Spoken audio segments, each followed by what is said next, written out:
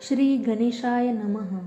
असे स्वामींचे गोड व्हिडिओ बघण्यासाठी आपल्या चॅनलला सबस्क्राईब करा आणि व्हिडिओला लाईक करून कमेंटमध्ये श्री स्वामी समर्थ लिहा.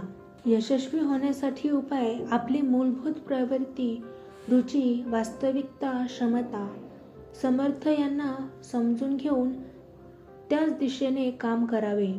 कर्मफळाविषयी पूर्णपणे निस्पृह असावे. जीवनशैली उत्तम आदर्श राखावी. स्वभावात नम्रता असावी. वृत्ती निस्वार्थ असावी.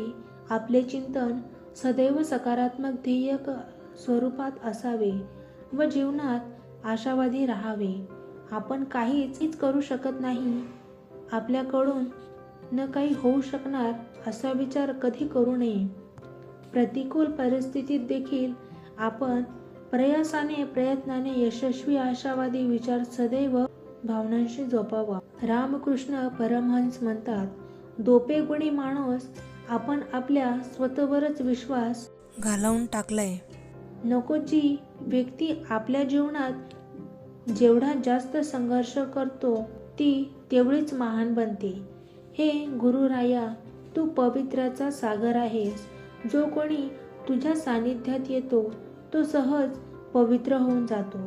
आज माझे भाग्य की माझ्या मुखात तुझे नाम आहे आणि खरोखर तुझ्या नामाने माझे जीवन पवित्र झाले आहे. हे आई, तुला ही विनंती आहे की शेवटच्या श्वासापर्यंत तुझे नाम माझ्या ओठावर ठेव. हृदयात तुझी भक्तिभाव ठेव आणि तुला अपेक्षित आनंदित जीवनाची अभिव्यक्ती करवून घे. हे स्वामी समर्था, तू सोडून मला कोणीच नको. मला प्रेरणा दे, मला मार्गदर्शन कर. देवाला आपण घाबरले नाही तरी चालेल, पण आपण आपल्या कर्मापासून घाबरून राहा. कारण शिव्या किंवा ओव्या, शाप किंवा आशीर्वाद, निंदा किंवा स्तुती, सुख किंवा दुःख यापैकी जे आपण दुसऱ्याला देऊ ते न चुकता परत आपल्याकडे येणार. हा चैतन्य शक्तीचा स्वभाव धर्म आहे, म्हणजेच निसर्गाचा नियम आहे व या नियमाला देव पण चुकलेला नाही. आत्मविश्वासाची ढाल मजबूत असेल तर जगावे तुमच्या खच्चीकरणासाठी कितीही उलाढाल करू द्या, काहीही फरक पडत नाही. काम करत असताना सुद्धा उगाचच इतर विचार मनात येताच ना, मग तसेच नामस्मरण करायला कोणती अडचण आहे? उगाच दुसरे विचार करण्यापेक्षा भगवंताचे नाम घ्यावे हे बरे नाही का? एखाद्याच्या आयुष्याची वाट लावून हसत्या खेळत्या जीवनात विघ्न आणून ज्या लोकांना आनंद मिळतो ना, लक्षात ठेवा, नियतीचा फेरा सगळीकडेच फिरतो. पाप पुण्याचा हिशोब हा होतो. एक शब्द आहे नशीब, याच्याशी लढून बघ अन हरला नाही तर सांग. अजून एक शब्द आहे स्वामी, आतुरतेने बोलून बघा, मनासारखं नाही झालं तर सांगा. चुका सुधारण्यासाठी ज्यांची स्वतःशी लढाई असते त्याला कोणीच हरवू शकत नाही. शरीराला जशी अन्नाची गरज असते, आपल्याला प्रार्थनेची आवश्यकता असते. वाईट वेळेत साथ सोडलेल्या लोकांकडे लक्ष देऊ नका, पण ज्यांनी वाईट वेळेत साथ देऊन चांगली वेळ आणून दिली आहे त्याचे मोल कधी विसरू नका. तुला कोणाला फसवू नकोस, मी आहे तुझ्या पाठीशी. फसवणूक होऊ देणार नाही.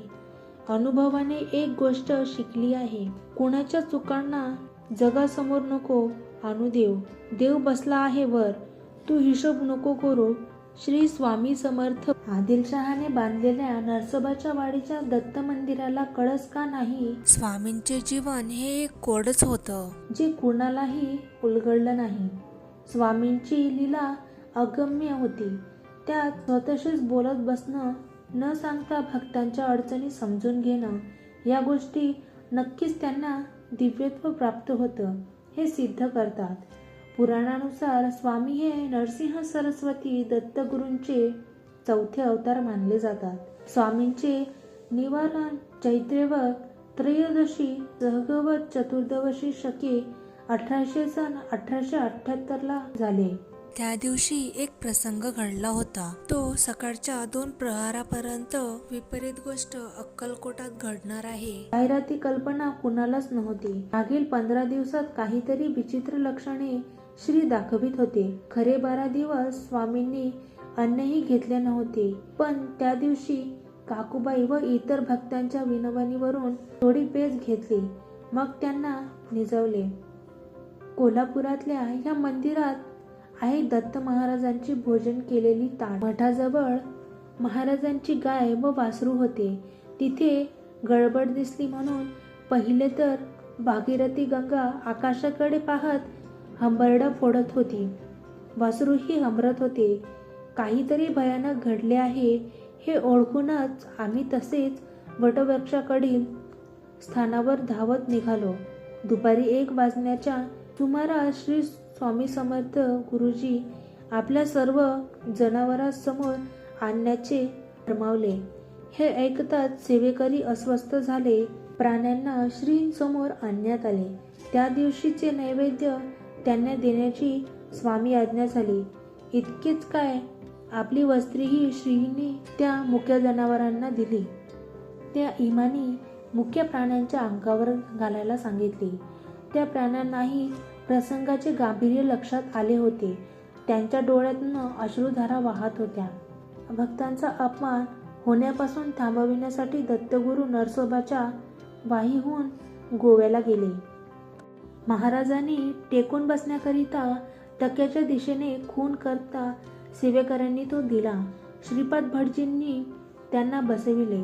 महाराज स्वास्तिकासनात स्थानापन्न झाले. ते तसेच किंचित मागे टेकले आणि त्यांनी लगेच नेत्र मिटवले.